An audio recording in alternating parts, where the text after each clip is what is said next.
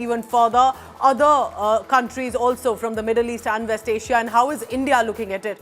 We'll be tracking for the next 1 hour all the latest details that are coming in. This is a developing story.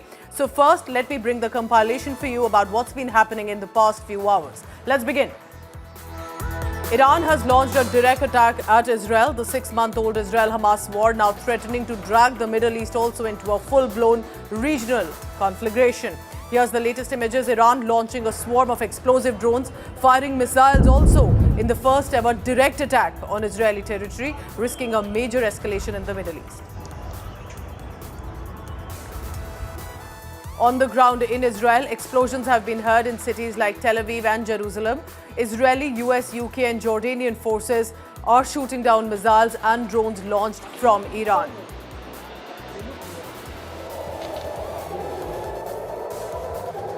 Sirens wailed in multiple cities of Israel as Iran launched a direct attack on Israel. Hundreds of drones missiles have been fired by Iran, and this is a direct attack being seen. We are told that while Israel's strong defense system has managed to intercept most of these missiles, but it looks like a big escalation. Bright flashing objects were seen falling in the sky over Jordan's capital city of Amman as well, after Iran launched these explosive drones and fired missiles at Israel. Remember that Jordan also does come between Israel and Iran, and therefore that's one of the reasons as the missiles are passing through, it is passing through Jordanian territory too. Iranians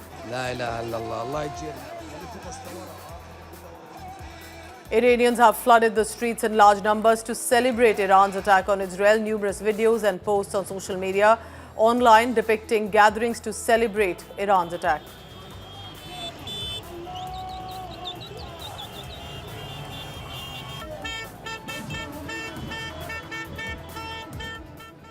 So that's the big story looking like right now coming in globally. Remember, because this is not just about Iran and Israel. This has brought in Syria, Jordan, and we'll be putting out details on what West Asia looks like right now, but also the United States of America. What about Indian citizens in either of these countries? Remember, for India, both Israel and Iran have been important, significant strategic partners. So it remains to be seen, while advisories have gone out already from India for the Indian citizens to either leave or take extreme caution.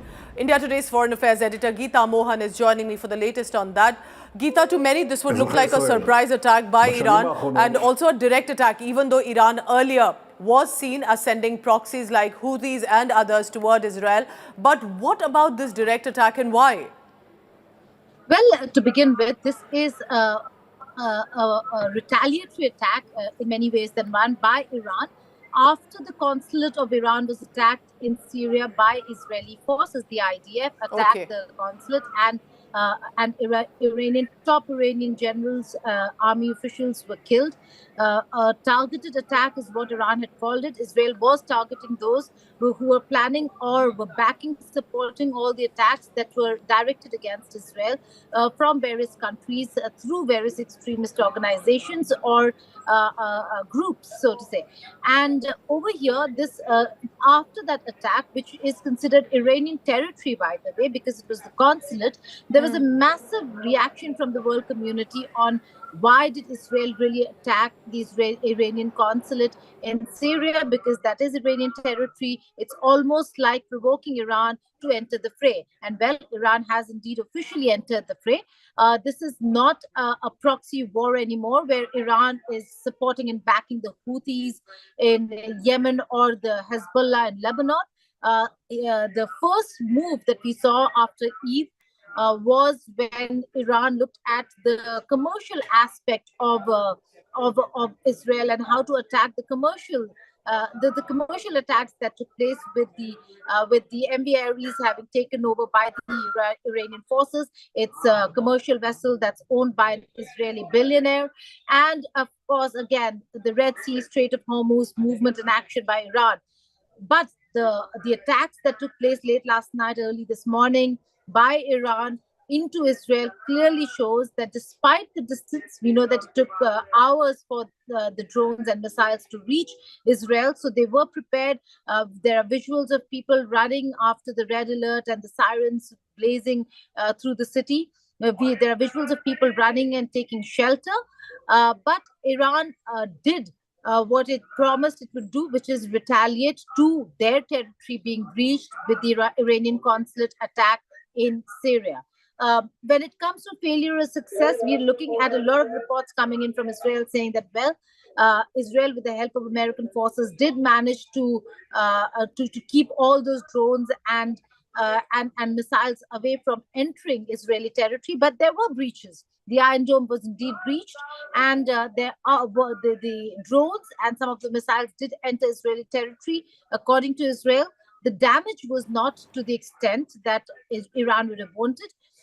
Very minor damage, but it's not damage to infrastructure that's important, Pooja, over here. What's important over here is the fact that Iran has breached the Iron Dome and Iran has entered the fray. We are looking at reports that are coming in on what the West and how the West is looking at it. Latest reports suggest that Joe Biden, the president of America, will have a meeting with the G7 leaders to discuss and coordinate a diplomatic response. There are two other informations that are coming in, of course. One reported by CNN, the other by NBC News in the US, where CNN says that the two leaders did speak and they're looking at a diplomatic approach.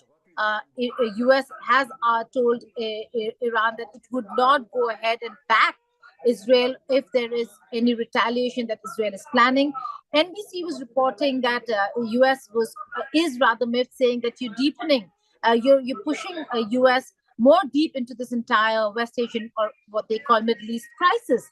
So the West over here quite reluctant, because there is an economic cost to all this, Pooja.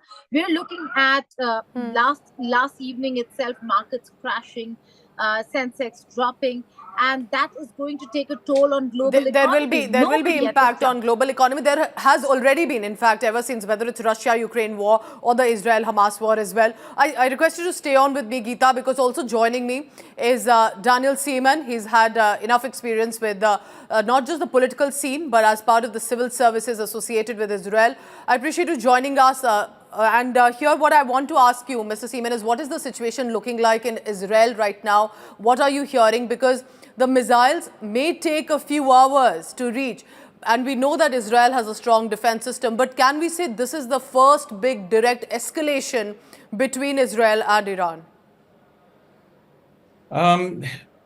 It's hard to say what may happen, but what we know is that we have been at war with Iran since October 7th. Even before, for years, they were building up both Hamas and Hezbollah in Lebanon and fighting Israel through proxies. They had hoped to maintain this ability and continue attacking Israel through the use of these kind of proxies and with these terrorist organizations. They made a huge mistake yesterday, and they believed that they had the ability, and they launched an unprecedented attack, not only against Israel. In the history of humankind, there's never been such a level of missile attacks. It's much greater than anything even witnessed in the Ukraine over the past few years. And they were utterly unsuccessful. They were not aware, because of the fact that Israel did not use all its abilities in the war, both with Hamas and Hezbollah.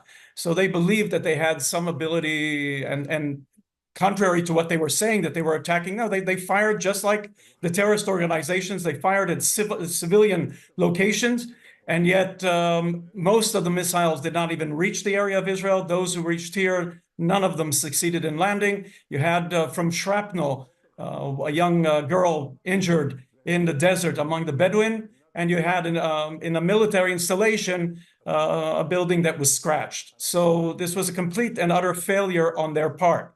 Now they opened up a direct war against Israel, and they fired from their own country, which has made it legitimate for Israel to take out whatever it feels is necessary to prevent such attacks in the future. Appreciate you joining us. Stay on with me, Daniel Seaman, please, because also joining me is Ambassador Ashok Sajjanhar, and I bring in the Iran angle here because Ambassador Sajjanhar, you've served in Tehran as well, so you understand the geopolitics in that context. We are friends both with Israel and with Iran as well. They are our strategic partners, but at a time like this, when you're literally launching, and I'm told, if I'm correct, hundreds of drones and missiles toward Israel that passes through Jordanian airspace, likely Syria as well, it's all connected. What is the situation looking like? What do you think, and how should India react, looking at the updates that you're also receiving right now? Yeah, thank you very much, Pooja. I think what India really needs to do at the moment is, as you said very rightly, we are friends with Iran, we are friends with Israel. So we have to counsel utmost restraint as far as both these countries are concerned. And I think it is it gives an opportunity to Israel to shore up its image, to shore up its global support, which had been dwindling. After the 7th of October, you would recall, Pooja, that there was considerable amount of support for Israel because it had suffered a terrorist attack. But the manner in which it went into Gaza and into the various regions, both north and south of Gaza, it had started losing the support, so much so that even the United States had given it an ultimatum that it needs to change its ways, mend its ways. If otherwise, the United States would also be forced to revise its policy as far as Iran is concerned, as far as Israel is concerned. But I think this attack will again provide a large measure of global support to Israel. And as Geeta was saying just now, President Biden is going to have a conference with the G7 leaders. And many of these G7 leaders, whether it is the UK, it is Japan, it is France, all of them have, in the strongest terms, condemned this attack by Iran. As far as Iran is concerned, Pooja, it has been trying right from the day, right from the word go, to get more countries involved in this conflict between Israel and Hamas. It has tried its very best to get, whether it is Egypt or it is Jordan or some of the other Sunni countries involved in this, but it has not been successful. But, Iran at the moment does not, it might have fired all these 300 plus drones and ballistic missiles and all that. It does not have the capacity and capability to be able to take on the United States and Israel going against it. And the United States has stated in very categorical terms, not only today when President Joe Biden mentioned, but also 2 days ago, that the commitment for the security and defense of Israel is ironclad as far as the US is concerned. So I think this is going to be a difficult time for Iran. Why it has taken this step? Because so far it has been acting all through its proxies. And it was, by many analysts and commentators, it was thought that either Iran will hit some of Israeli assets or diplomatic representations in different parts of the world, but it will not come in directly. But we see now that it has come in directly. So we'll really have to assess also the damage that all these drones and missiles have been able to. And like you've also rightly pointed here, Ambassador Sajanhar, that what about other countries, for example, Saudi Arabia or Jordan or the nearby Islamic nations? How are they going to react? Because till now, they also haven't yet directly jumped in, though there have been proxies as well, but they are also known to be backed by Iran. And an important point you've made here about Israel's image, this point. Does Israel now look like as defending itself, not just as one country, but as one country against so many countries that it's constantly being bombarded, and perhaps that could also give a boost to its own war that it has been fighting against Hamas, but also there have been human suffering on the ground in Gaza at an immense level. I request both of you gentlemen to stay on with me, because for the viewer, to help understand what does West Asia look like, what was the geography like, and how is Jordanian territory also involved in here. It's important to understand, and take a look on your screens right now. So this is what we are showing you as a map to help you understand where does Iran where is Iran located and how it is sending the drones and missiles toward Israel. Now remember, this is not a matter of seconds or minutes. For drones, it can actually, and missiles, it can actually take hours. So Israel does have some time, possibly, to be able to manage and have its defense system ready. But there are equipments and there is arsenal with Iran that has been fired, which can take even minutes to reach. That is why this is witnessing an escalation. And you see, it passes through Jordan. there is Syria as well, and there toward the corner, toward the sea, is where Israel is located. So Iran, of course, is a bigger nation, but it's also not as much about Iran and Israel, but the countries that are passing through with this escalation. I therefore bring in Mr. Daniel Seaman here, because you've been associated with the Israeli Prime Minister's office as well, and these are not easy decisions to take at this time, specifically when the confrontation appears to be escalating. How much are you banking, one, on, do you think Israel is banking basically at the inherent readiness amid this war? It's already been 6 months, it takes a toll on any country, but also at the global support of the USA, of other Western nations. They have stood by Israel, but do you think they'll get directly involved against Iran? Well, I would just like to add to the brilliant analysis given by the gentleman here. Go ahead, sir. He's has it exactly the way things are happening.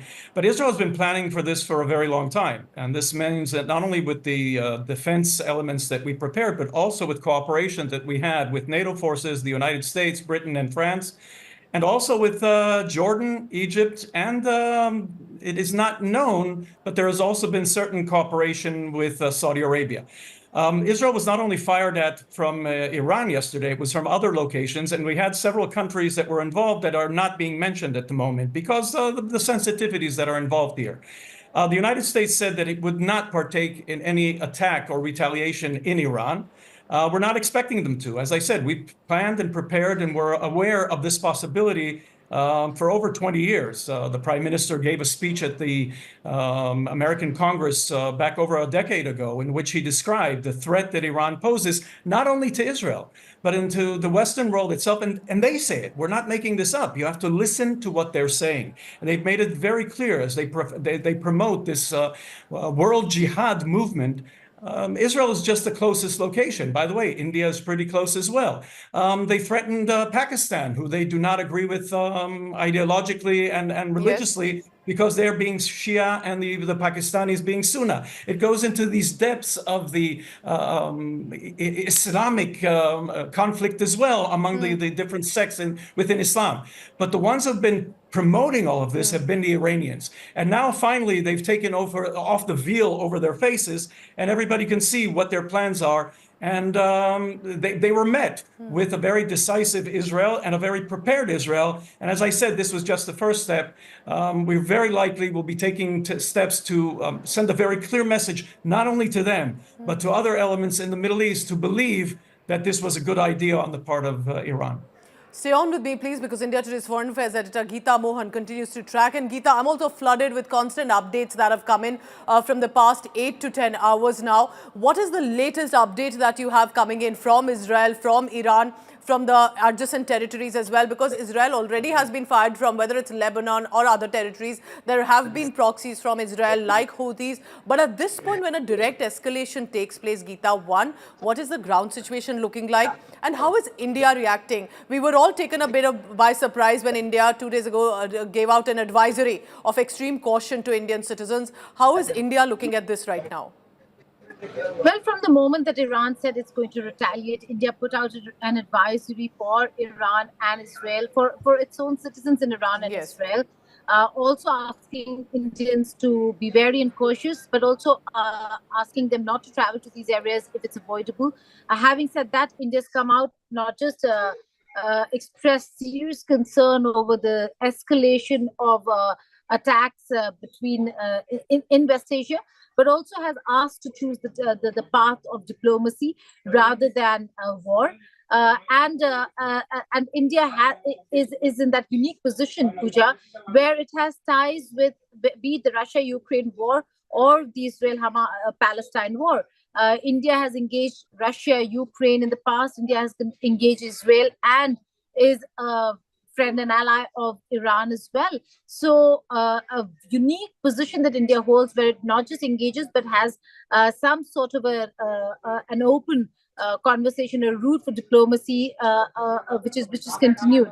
And so India insisting that for peace and stability of the region, it is important that both countries choose the path of diplomacy. Having said that, when it comes to the Shia-Sunni divide that we see, and Iran-Saudi rivalry that we've seen in the past, with China coming in, Pooja, and brokering peace between Saudi Arabia and Iran, it comes at a time when on one cause, one issue, the Shia-Sunni sectarian strife takes a back seat. That's and correct. the West Asian or the Middle East world comes together, which is the Palestine cause. Since the war broke out, or the conflict broke out between Israel and Hamas, we've seen all of them, if not some carefully, some very vociferously, come out in support of Palestine, and a situation worsening where Iran is the main retaliatory state is something that the West Asian countries will have to look into, will have to see the spillover effect. There is going to be a massive impact, so to say, not just on the region, but on global economy as well. So every aspect of this conflict only is Absolutely. We are not anymore in a world where we are in isolated situations in a global order, right, like as we have today. It's all interconnected, whether it's diplomacy, whether it's political, whether it's economy as well. And that's why any such escalation will eventually hit other countries too. I request all of you to please stay on with me, because for the viewer joining in right now, what has happened in the past few hours is that Iran has launched explosive drones, fired missiles at Israel directly. This is the first direct escalation attack at the Israeli territory. We are constantly receiving updates. There's been an escalation that has raised now the threat of a wider regional conflict, and possibly, though we may not want it, but a global conflict as well. Now, the United States of America has pledged an ironclad backing for Israel. Eyes will now also on the Middle East nations and how they come to support Iran. So here's a report, what's unfolding in the past few hours. Take a look. Explosions lit up Israel's night sky as interceptors took down dozens upon dozens of Iranian-launched drones. Israel's military spokesman said the nation's defense systems detected incoming drones, cruise missiles, and ballistic missiles launched from Iran and its proxies. Together with our allies and partners across the region, we are operating. The damage to Israel was far less than had been feared. Israeli officials said one child was hurt and a military base suffered minor damage. Schools in Israel had closed early, and civilians had been warned to seek shelter from the attack that many had suspected was coming. As it unfolded, Jordan, Iraq, and Lebanon closed their airspace, and U.S. President Joe Biden cut short a trip to Delaware, rushing back to the White House to meet with his National Security Council. In a statement, Biden said U.S. forces helped Israel take down nearly all the incoming drones and missiles. And Biden spoke with Israel's Prime Minister Benjamin Netanyahu by phone, affirming the U.S.'s ironclad support. Iran said the weekend's attack was retaliation for Israel's strike on an Iranian diplomatic compound in Damascus earlier this month. Even as the drones rained down on Israel, Iran's mission to the United Nations said the matter can be deemed concluded, but warned more violence would come if Israel or the U.S. retaliated. Iranians rallied in front of the British embassy in Tehran after the attack concluded. Leaders in the UK, Europe, and Canada condemned Iran's actions as reckless, unacceptable, and destabilizing for the region. UN Secretary General Antonio Guterres also called for an immediate cessation of hostilities. But Israel has signaled it will respond to Iran's attack. The UN Security Council is expected to discuss efforts to prevent a direct war between the two countries on Sunday. Heidi Jo Castro, Al Jazeera.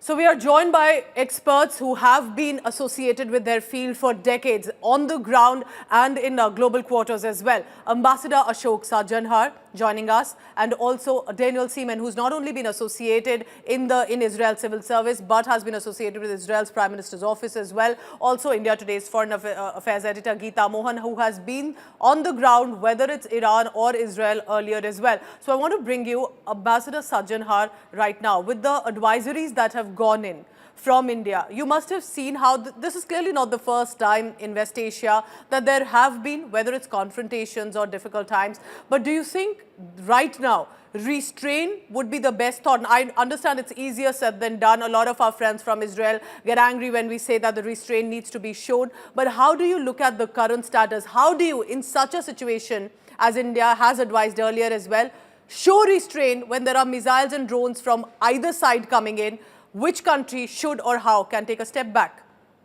Yeah, I think these are very valid questions that you pose, Pooja. But, let me put it this way. I think over the last 6 months or more, what Iran has been trying to do is trying to get other regional countries engaged in this conflict. It doesn't want to get itself directly engaged in the conflict, but it has found that all its efforts, whether to include in addition to the Hamas, to include the Hezbollah, to include the Houthis, and attacking the shipping and attacking the other Israeli assets, they have not helped. Neither Egypt, nor Jordan, nor Saudi Arabia. Even as far as Saudi Arabia is concerned, they only said, we are putting our normalization of relations with Israel on the back burner. They have not taken any further action. Even as far as the India, Middle East, Europe economic corridor, discussions are going on, and Israel is an important element of that particular connectivity project. So Iran has failed in that particular aspect. Now, I think the latest action by it, it says it is in response to the attack on the Iranian consulate in Damascus, Syria. Now, Israel has not acknowledged, has not taken responsibility for that. And as we understand, it was hardly a consulate in the normal sense of the word, in terms of issuing visas, etc. It was basically a headquarters for the Iranian Revolutionary Guard commanders, Islamic Revolutionary Guard commanders who have been there helping Syria, helping also launching attacks against Israel. So that is what was attacked. But I think the pressure on Iran, Pooja, from its, the extremist right-wing, the supporters of Mahmoud Ahmadinejad, the former president, that they were the ones who were pressurizing the administration and the government that revenge must be taken against Israel, so that all these attacks have been launched. I think it is not in the interest of Iran, as I said earlier, that Iran is hardly in a position to take on the might both of Israel and the United States and some of the other partners of Israel. That is why you would have seen that its representative in the United Nations has said that we should take this to be an end as far as this conflict is concerned. But I think it will really depend upon Israel and the United States, because the US has also said, and the US is going in for an election. So whether this attack, of such hundreds of drones and ballistic missiles and cruise missiles can go unresponded by Israel. As far as India is concerned, I think our position has been very clear, what you said. But, as far as diplomacy and dialogue, between Israel and Iran, there can be no diplomacy. There can be no dialogue. We know that they are, the sort of statements that have emanated out of Iran as far as Israel is concerned. They want a complete annihilation of Israel. That's true. So I don't there is, any sort of diplomacy there is available. It's only restraint that, counsel that can be given to Israel, that it should not respond in an equal measure. Although you would recall that the Israeli defense minister had said categorically that if there is an attack coming in from Iran, we would also, Iran should also be prepared should become. And that's stay usually prepared what for. Israel's defense has been, isn't it? That if you don't react right now, they want your complete annihilation. And that's the reason that there are these, while other countries are saying that look what they are doing in Palestine, and that cannot be supported at all. I want to bring in Daniel Seaman here. Do you want to respond also and take on from what Ambassador Sajjanhar is saying? Because my point here is that Israel has faced attacks from Hezbollah, from the Houthis, but they are mainly seen as a proxy by Iran. With this direct escalation, which Iran, Mr. Seaman, is calling as a retaliation, they are saying that this is because their consulate was attacked. But at this point, do you think that other countries not directly supporting Iran may also have a point that could boost for Israel? I think the ambassador, as I said, brilliantly explained the situation here and what Israel's been facing. And also it was not a retaliation because, first off, I'm not an official member of the government right now. Sure. And I can say that the government has not accepted responsibility.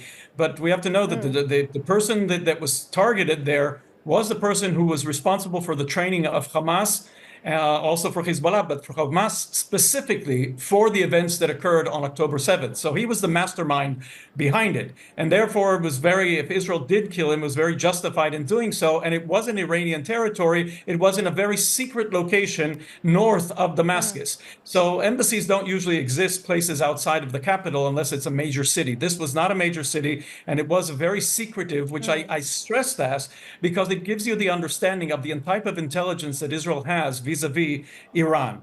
And also, we were very aware of what was going on. Even before the Iranians launched the attack, we were clear as to what was happening. We had the clear preparation for it. The knowledge we have there is extreme in our knowledge and ability to identify what is happening in Iran. And I think they should be very careful and very concerned about that. And I say this with a measure of pleasure, because it is not the same as what we had with the Hamas, which was a mistake on our part. And therefore, the battle which is being waged right now with Hamas was something that we've delayed for over 20 years, because no country in the world would have tolerated missiles and motors being fired at their direction once, not to mention over dozens of times in the past 20 years by the Hamas at Israeli civilian locations, which is a war crime in and of itself. And we made the mistake of waiting and tolerating and hoping that somehow we can appease it. And we paid a dear price for that on October 7th. We will not do the same mistake with Iran that we know that have been planning. And therefore, we were more understanding that they have the ability and we're aiming to obtain nuclear weapons. We knew very clearly that we had to be prepared for anything coming from their direction, which they eventually have done, and they failed miserably at it. But we have to send them a clear message that this will not be tolerated. And by the way, anything that we launch against them in this case will be limited, although it will be very severe. And limited so that they understand that if they do not cease with any attempt at their claims of annihilation of Israel, they will pay a very severe price. We in fact have we're getting reactions coming in officially from Israel. Israel has said Iran had more than 300 sent toward Israel. Different arsenal, missiles, drones. 99% has been intercepted. This has clearly been seen as a first attack by Iran. Now, Iran says that this is in response to an Israeli raid on the Iranian consulate in Syria and says the matter can now be deemed concluded. Does this conclusion mean it's over, or could it escalate? Now, here's what Israel's Prime Minister Benjamin Netanyahu and senior security officials have to say. Let's listen in to what is the official reaction coming in on this. אזרחי ישראל, בשנים האחרונות, וביתר שאת בשבועות האחרונים, ישראל נערכת לאפשרות של תקיפה ישירה מאיראן. מערכות ההגנה שלנו פרוסות. אנחנו ערוכים לכל תרחיש, הן בהגנה והן בהתקפה. מדינת ישראל חזקה, צה"ל חזק, הציבור חזק. אנחנו מעריכים את ההתייצבות של ארצות הברית לצידה של ישראל, וכן את התמיכה של בריטניה, צרפת ומדינות רבות אחרות. Iran has launched a direct attack from Iranian soil towards the state of Israel. We are closely monitoring Iranian killer drones that are en route to Israel sent by Iran. This is a severe and dangerous escalation. Our defensive and offensive capabilities are at the highest level of readiness, ahead of this large-scale attack from Iran. Together with our partners, the Israel Defense Forces is operating at full force to defend the state of Israel and the people of Israel. This is a mission that we are determined and ready to fulfill. ما خود رژیم خبیث که سرتابا خبث و شرارت و خطاست، یک خطای دیگری هم بر خطاهای خودش اضافه کرد و او حمله به کنسولگری ایران در سوریه بود. کنسولگری و دستگاه‌های سفارت در هر کشوری که وجود دارد به منزله خاک همون کشوری است که سفارت متعلق به اوست. وقتی به کنسولگری ما حمله میکنن مثل اینکه به خاک ما حمله کردن. این عرف دنیاست. رژیم خبیث اشتباه کرد. در این قضیه باید تنبیه بشود و تنبیه خواهد شد.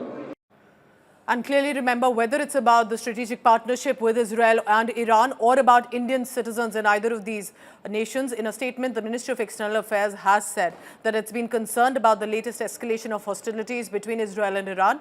Prime Minister Modi has now said that the government's priority will be to save Indians in the conflict zone. Listen in to the latest reaction coming in from Prime Minister Narendra Modi. आज विश्व में अनिश्चितता के बादल छाए हुए हैं, युद्ध की स्थिति बनी हुई है, तनावपूर्ण है पूरा विश्व। संकट के ऐसे समय में इन क्षेत्रों में रह रहे भारतीयों की सुरक्षा ये हमारी प्राथमिकता है। और जब दुनिया में इतना प्रकार के भांति प्रकार के तनाव चलते हो, तूफान चलते हो, तब ऐसे समय में भारत में एक मजबूत, पूर्ण बहुमत वाली स्थिर सरकार की आवश्यकता अनेक गुना बढ़ जाती है।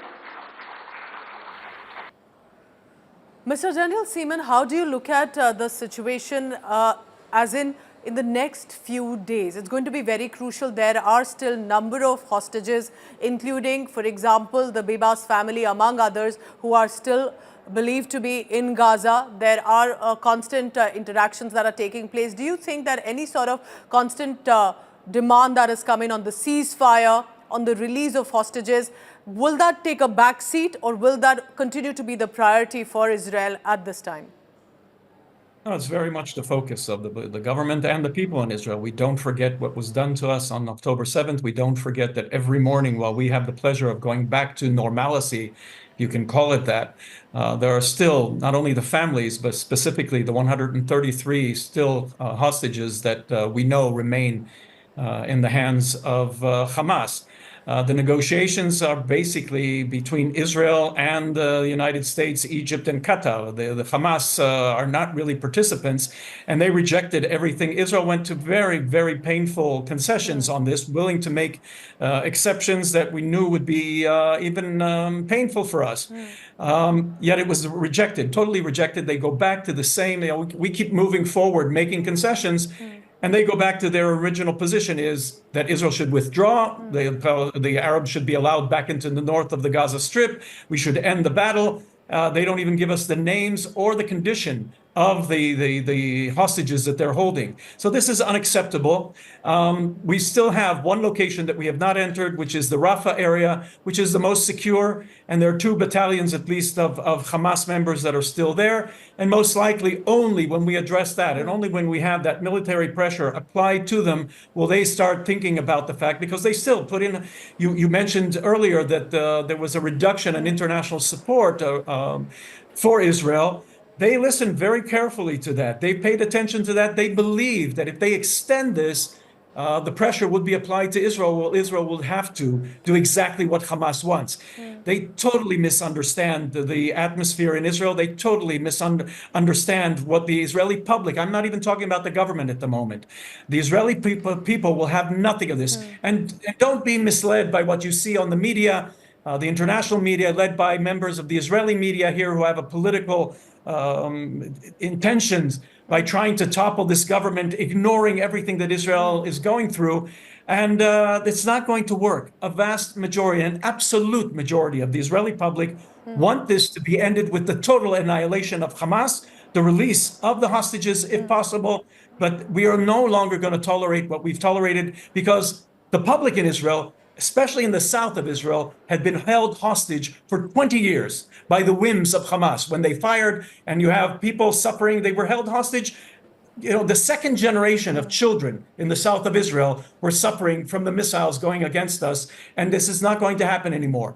The war with Hamas is the war to end the Hamas violence and end Hamas. And if the Iranians want to get involved in this, we will also direct attention. We also have to take out Hezbollah and put an end to the threat. People don't realize that there are 200,000 Israelis who have been uprooted and displaced in the north of Israel for the past 6 months. We cannot tolerate that. No country would tolerate that. So Hezbollah has to be addressed, and also the Iranian threat has to be addressed. So all of these things we will do simultaneously. So clearly, there's a lot of strong emotions clearly there in and among the Israelis, understandably. So, Ambassador Ashok Sajjanhar, so my final question to you would be, the Western countries haven't hazarded easy as well. Like you correctly pointed out in your first answer, that October 7th was the world shocked by the terror attack and the brutalities that were inflicted on the people in Israel. But what followed after that also went a lot against Israel. There were these constant mentions, if there are these, that people, innocent people are being targeted, children and women are being targeted, that there is this human suffering. And there have been instances that have surfaced about people who've not only died, but specifically when it comes to basic essentials that are becoming a problem for the people in Gaza. So Western countries have faced protests, and we continue to see it. How do you think the West is going to come into this conflict right now? They've expressed complete support to Israel. They're also sending the aid to Gaza. But if this escalates, USA and Iran have been arch rivals. Do you see this turning into a global conflict? Well, definitely, it has all the potential of turning into a regional conflict, and a much bigger regional conflict than it is right now is. But, you know, as I mentioned, I don't think any of the countries in the region is really interested in expansion of this conflict. And basically... Why do you say that, sir? That's a very interesting point. Why? If there are proxies going in, why do you think all countries, whether in Middle East or even the Western nations, will want to keep a step back or a certain distance? Yeah, because, you know, no one wants a war. Egypt doesn't want a war. Saudi Arabia doesn't want a war. UAE doesn't want a war. Jordan doesn't want a war. Bahrain doesn't want a war. None of them wants a war. And that is why you would have seen that the whole issue of Palestine, Pooja, has been really put on the back burner for the last several decades. And it is only, you know, in my view, and, you know, I could be challenged on that, in my view, it is not the fact that all these countries have suddenly realized that, you know, Palestine is a very important issue and they need to support it. It is basically the Arab street that has been protesting, and all the leaders in these countries, they don't want to go against the, you know, the protests in the Arab street. And that is why, and that is, I think, also the case as far as the West is concerned. Even as far as the United States is concerned, I think it is basically the opposition of the Arab Americans and of the democratic left progressives that has forced Mr. Biden to change its stance. But, you know, when there is this change that Iran itself has got into the act, and, you know, there was mention also made of the Shia-Sunni sectarian conflict there, because, fine, between Saudi Arabia and Iran, UAE and Iran, relations have been improving. But I think that sense of trust and confidence is definitely not there. And definitely these countries have also been improving their relations or wanting to have normal relations with Israel. So I think going forward, there is not going to be, as far as the West is concerned, they are definitely going to come in support of Israel. because they find that Israel is under attack and it is protecting its own sovereignty and its own territorial integrity. And as far as these other countries in the region are concerned, I don't think that they are really going to come